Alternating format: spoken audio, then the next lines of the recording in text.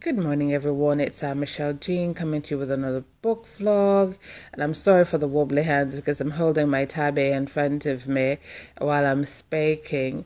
The book that you see in front of you is called The Troubles I Face. And the bag that you see is from the dollar store. My son got it for me because I like them and I thought it was really cute. It's only cost $4. Plus, these bags remind me of market baskets. You know, those old-time baskets or market bags that you would take to the market with you, with your parents or grandparents back in the day. But this video is not about that. It's just something that I want to get off my chest due to what I see and also the lyrical content of dancehall. You know, it's a bit disheartening when you have dancehall artists promoting whoredom and prostitution as well as gun violence. And to me, you know, because of this, the lyrical content in some of these music, dancehall should be banned from the airways globally, and no one should be allowed to sing dancehall. Yes, I know it's extreme, and I know I'm going to get a lot of negative comments, especially from those in the Jamaican community, and they're going to tell me, oh, go do this to your mother, go do that to your mother, but that's to be expected from ignorant people. Nobody is listening to the lyrical content of these songs. Now, if any one of you guys were to go to the internet and type in Madable Sick by Mad Cobra and Bound to Killer and listen to the lyrical content of the song, you know, you will see what I'm talking about. You know, you have these Jamaican artists promoting gun violence, and it's not right because people do emulate these people. People do listen to them. For example, you had one particular artist, and you all know who he is, that promoted skin bleaching, and a lot of people out in Jamaica started to bleach their skin. Now, psychologists are saying, well, it's has to do with slavery and all these kinds of stuff. Well, no, it doesn't have anything to do with slavery. It's just have to do with people listening to other people that influence them negatively. You know, these people think, oh, bleaching their skin it is really nice and stuff, but it isn't nice. Some of these people really need to look at themselves and see, you know, it's not a psychological thing. You know, it's just a following thing. You want to be like your artist, and you put, some of these people put the artists that they listen to before them, which is wrong. You know, now you've got the tattoo phenomenon. You've got people out there getting in all kind of nastiness, like drinking blood, eating chicken because they're making sacrifices now. Oh, man. Oh, the demons in Jamaica is real. But like I said, it's like the lyrical content of dancehall music need to be addressed, and dancehall need to be banned globally. It needs to be banned from the airwaves. You know, people have to truly think. When you glorify violence, you know, it's not good. There is something called morals and moral values.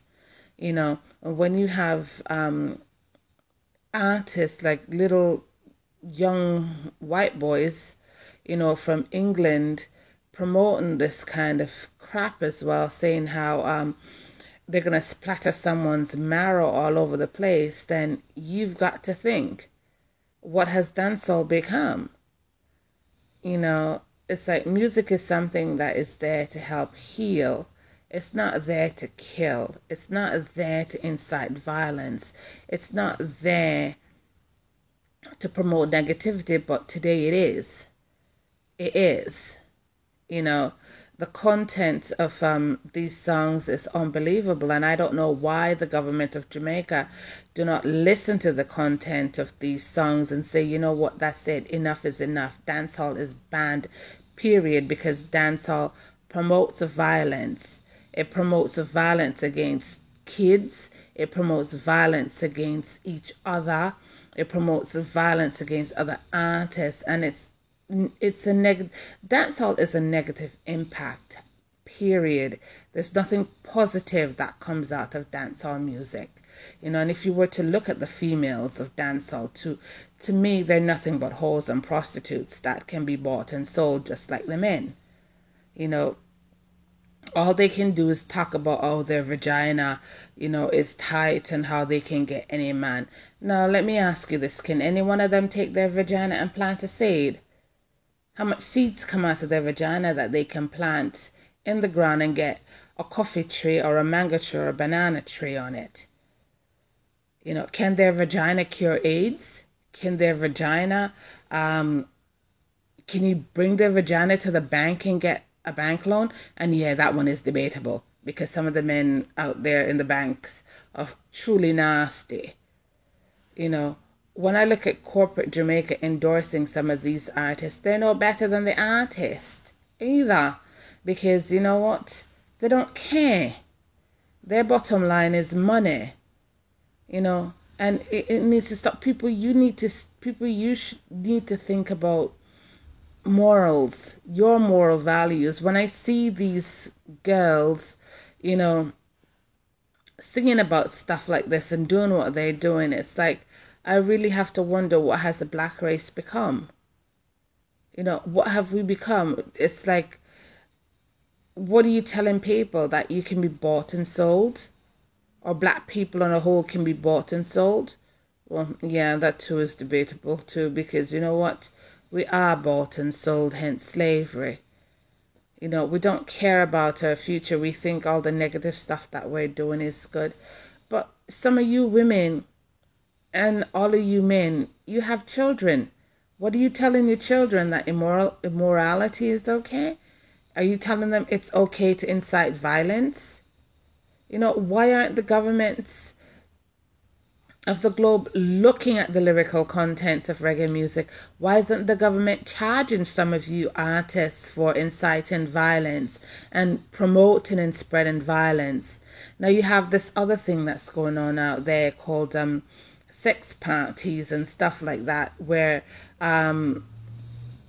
people can go and have sex at a party. And this is so disheartening. What about diseases? Do you, as young women that are participating in this shit, where is your moral values? Where is it? Are you guys not concerned about diseases and stuff like that? And if I was a Jamaican, this is another thing that the Jamaican government should ban, And if I were them, it's like, you go out there, you get STDs from these parties that you go to. I wouldn't pay for your medical bill. You have to pay for your medical bill. If you catch AIDS from doing some of the nastiness, I wouldn't pay for your medical bill. The person that you get it from should. The person that's promoting these things should take responsibility for you. The person that even told you to bleach your skin, they should be held accountable.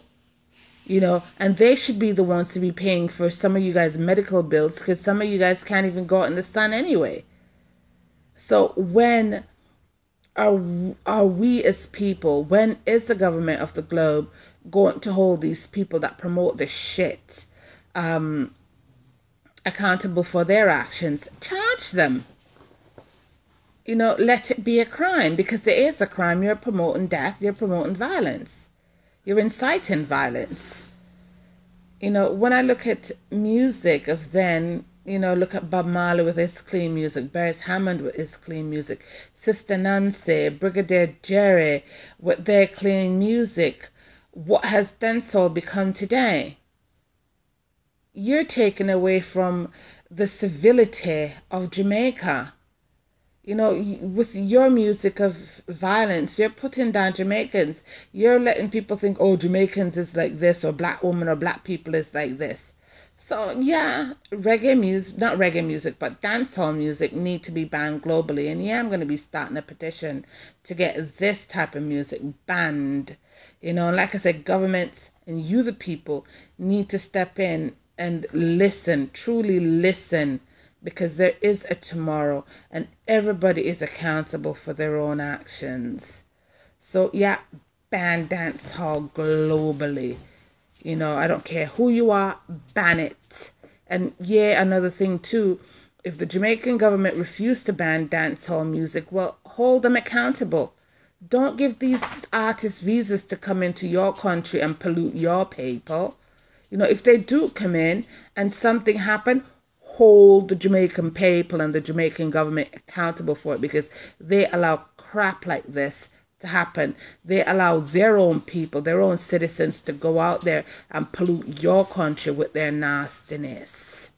So, yeah, that's all I've got to say. Bye, people.